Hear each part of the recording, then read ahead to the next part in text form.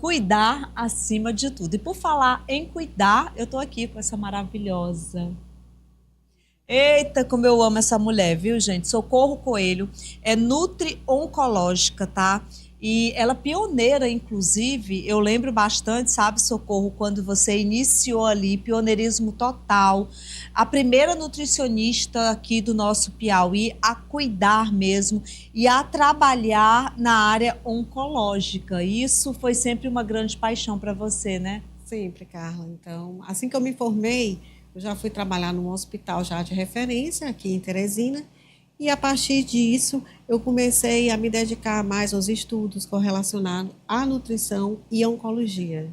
Amanhã é uma data que nós aproveitamos aqui, inclusive já hoje, para falar sobre essa data, que é o Dia Mundial, Nacional. nacional, na verdade, porque tem o mundial e o nacional, né? Tem. É o Dia Nacional de Bate ao Combate ao câncer. Câncer. E a gente trouxe, claro, a nutricionista Socorro Coelho, ela que é uma referência quando se fala realmente em nutrologia oncológica, para a gente poder falar sobre essa questão da alimentação. A alimentação, ela pode sim ajudar a prevenir o câncer. E eu queria entender um pouquinho, sabe, inclusive para quem está nos assistindo agora, Socorro, pedir que você nos oriente, sabe, de quais são aqueles alimentos considerados mais importantes na proteção do organismo contra o câncer.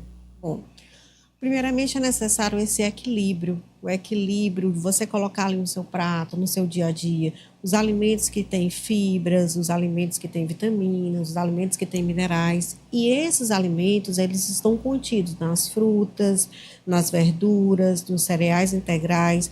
Então, você deve diminuir o consumo daqueles alimentos cheios de corantes, de conservantes, como os processados e ultraprocessados, porque isso faz toda a diferença, Carla, na alimentação, na prevenção do câncer. Não só do câncer, como também de outras doenças também. Muito se fala em oxidantes, né? E o que é que eles podem fazer no nosso corpo e aonde a gente pode encontrar eles? Bom, então, primeiramente é necessário a gente entender o que são os oxidantes e o que são os antioxidantes. Então, normalmente, falamos em oxidantes todos aqueles processos que acontecem no nosso organismo, como, por exemplo, os radicais livres, eles aumentam, eles aceleram o envelhecimento precoce, eles provocam doenças e o nosso organismo produz antioxidantes. Porém, muitas vezes, nosso organismo não consegue produzir a quantidade necessária e temos que ir atrás de alimentos que contêm esses antioxidantes. Quais seriam esses antioxidantes, né? Então, a gente fala muito em vitamina C, que está presente na laranja, que está presente no caju, que está presente na acerola, vitamina A, que está presente na cenoura, que está presente no tomate. Então, falamos desses antioxidantes, porque se formos pensarmos, o nosso organismo é como se fosse uma balança. Então, tem aqui os alimentos, aliás, temos aqui os oxidantes, né, que são a produção dos radicais livres, e eles devem estar em equilíbrio com os antioxidantes, justamente para evitar o aparecimento, o surgimento dessas doenças, principalmente o câncer. E do outro lado a gente tem aí que tipos de alimentos que aumentam o risco e alimentos, inclusive, que deveriam ser evitados ou consumidos aí com moderação, pelo menos. Por exemplo, o bacon, o excesso de carne vermelha, salame, presuntos. Então, esses alimentos embutidos são todos alimentos prejudiciais,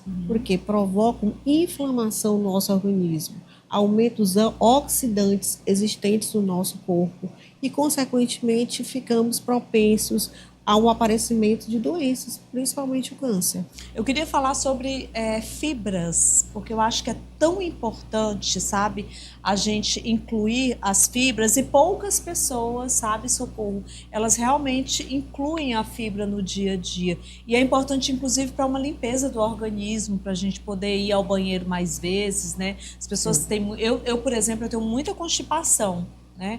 E aí, depois que eu comecei realmente a fazer um tratamento acompanhado por uma nutricionista, eu mudei completamente a minha alimentação. E aí foi que eu fui me tocar realmente o quanto que as fibras são importantes para o nosso corpo. Gente, e é incrível.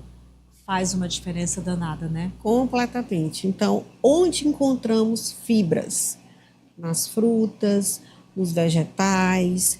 Então, encontramos tipos de fibras solúveis e fibras insolúveis. Então, o que é uma fibra solúvel? Uma fibra solúvel é aquela fibra que ela tem uma tendência mais para aquelas pessoas que têm um trânsito intestinal acelerado, né? Então, está presente aonde? Na maçã, está presente na goiaba, no caju. Já a fibra insolúvel é aquela fibra que é encontrada mais no mamão, na laranja. Então, devemos ter o quê, Carla? Um equilíbrio entre a fibra solúvel e a fibra insolúvel. Mas uma coisa muito importante que você falou sobre fibras. Então, não é só consumir as fibras, é necessário beber água, porque a água ela é importante no consumo dessas fibras, porque já pensou, se comermos todo o tempo alimentos com fibras e não tivermos uma boa hidratação, como você mesmo falou, então a constipação piora completamente. Pois é, eu tenho esse problema, eu estou tentando, sabe, doutora Socorro, melhorar essa questão da ingesta, de ingerir mais água, porque eu sinto enjoo bebendo água. Eu tenho um labirintite, então eu tenho um negócio sério com água. Parece que eu sempre tenho que comer alguma coisa doce para poder eu sentir sede, porque a água me dá enjoo. E aí eu lembro muito, e você acompanhou meu pai, ele teve câncer, papai também tinha muito enjoo de água. E durante toda a vida dele, ele sempre bebeu pouquíssima água. E quando ele foi diagnosticado com câncer, uma das recomendações, não foi, Socorro, é que ele consumisse mais água. E aí ele começou a criar esse hábito. E ele dizia muito para mim, minha filha, olha, a vida toda eu nunca me importei em tomar água. E aqui estou eu hoje tendo que beber no mínimo 2 litros de água, 2,5 litros de água por dia. Muita gente acaba fazendo isso, né? E nem percebe. Sim. Estratégias práticas. Podemos citar aqui. Então, para você que não consegue ingerir grandes quantidades de líquidos, uma estratégia básica seria o quê? Fracionar. Não beber em grandes quantidades aquele líquido. Então, você vai tomando aos poucos, você vai fracionando. Para aquelas pessoas, por exemplo, que apresentam dificuldade, alteração no paladar, quando estão fazendo o tratamento oncológico, a gente pode dar sabor à água. Então, a gente pode saborizar, porque normalmente quem faz o tratamento fica com o paladar alterado. Então, existe o que a gente chama de digeusia, uma alteração no paladar. E você colocando ali uma folhinha de hortelã, colocando frutas dentro da água, você melhora essa palatabilidade e, consequentemente, a hidratação do paciente que está em tratamento oncológico. A água de coco é uma boa alternativa, doutora Socorro? Pode ingerir, mas não querendo substituir? Pode ser uma alternativa, mas tem que levar em consideração alguns pontos. Por exemplo, uma pessoa que é diabética, que tem essa dificuldade de ter uma boa ingestão hídrica, o que contém ali na água de coco? Ela contém glicose, ela contém sódio, contém potássio. Então, tem que ficar atento justamente para esses alimentos, não é nem alimentos, a gente pode dizer para esses nutrientes que existem na água de coco.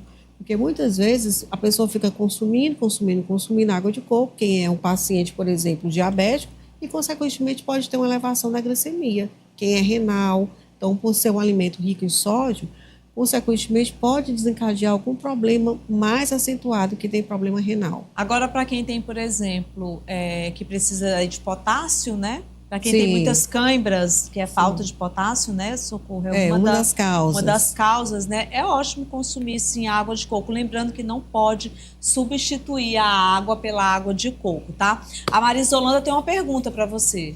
Sim, doutora. Olha, eu tenho um parente que ele enfrenta, infelizmente, essa doença tão triste que é o câncer. E a gente tem tido um pouco de trabalho, porque ele come dentro daquela ansiedade, né, que a gente sabe que é uma doença realmente que afeta principalmente o emocional, desenvolve ansiedade, desenvolve depressão. Eu queria saber uma dica que você pode nos dar para que ele, pelo menos nas beliscadas, consiga ter beliscadas mais saudáveis. Até porque a gente sabe que a alimentação é muito importante no combate ao câncer, doutora. Pronto. Primeiramente, é necessário, antes de dar qualquer dica, uma avaliação nutricional. Será que o pai dela não tem deficiência de algum micronutriente, de cromo, né, de magnésio? Então, antes de dar a dica, é necessária essa avaliação, é necessário o acompanhamento. além de tudo, não só do nutricionista, como também do psicólogo. Então, muitas vezes, as pessoas consomem pela ansiedade, pelo impulso e começam a beliscar. E é necessário trabalhar a parte mental também. É muito importante, né? Como também a gente pode utilizar alimentos, como a Carla falou, as fibras. As fibras, elas dão saciedade. Então, elas diminuem esse apetite acelerado. Poderia ser uma dica, né? Os alimentos integrais, colocar ali no prato mais fruta, mais verduras. Que tipo de verdura? Principalmente verduras cruas, porque elas dão uma maior saciedade. Meu pai teve câncer e a gente teve todo o acompanhamento com ele. E é impressionante. Depois que ele teve ali a sua dieta prescrita, né? A Socorro é nutricionista oncológica e ela entende, sabe muito bem da importância realmente dali dessa boa alimentação. Gente, faz total diferença, é impressionante, porque muitas vezes o que acontece com o paciente com câncer? Ele precisa repor. E aí, muitas vezes, essa reposição, ela vem aí, por exemplo, nos shakes, né? Os suplementos, né? Os suplementos nutricionais, porque cada paciente é único. Então, é necessário avaliar a individualidade de cada pessoa. Será que naquele momento o meu paciente tem uma necessidade de utilizar um suplemento hipercalórico, hiperproteico? Né? Então, será que meu paciente tem a necessidade de utilizar um suplemento para melhorar a imunidade? Daí a importância do acompanhamento nutricional desde o momento do diagnóstico. Porque a gente sabe, Carla, que 20% dos pacientes oncológicos, eles já chegam desnutridos. E a desnutrição mata muito mais do que o próprio câncer. É isso mesmo. Para finalizar, quais são as substituições simples no dia a dia, Socorro, que você traz para a gente que já fazem a diferença na redução do risco do câncer?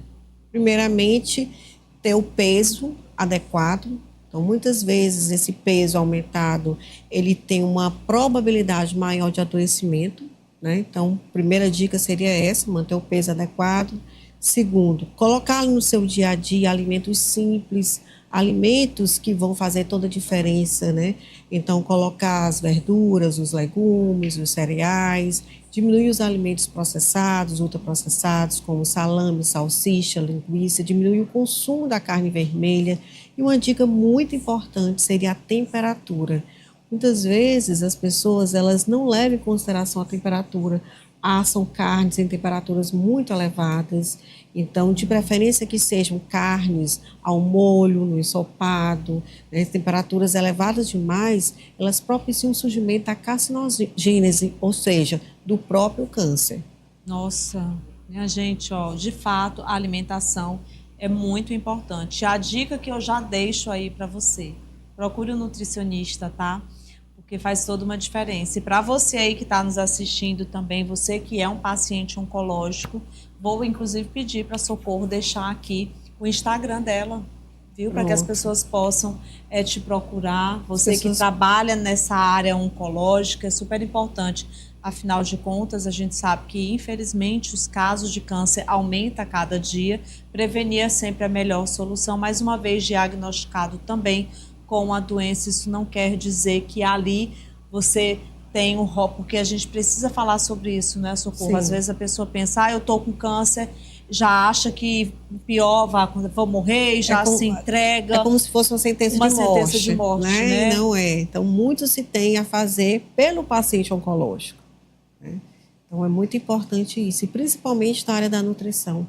Então, a nutrição ela faz realmente toda a diferença, desde o momento do diagnóstico, durante o tratamento e no pós-tratamento, porque muitas vezes as pessoas terminam o tratamento oncológico e encerram ali o tratamento com a nutrição. E não, é a partir daí que vai ser necessário esse acompanhamento mais próximo, justamente para evitar recidivas. É verdade. O Instagram, doutora? Nutri Socorro Coelho. Nutri Socorro Coelho, para quem está pedindo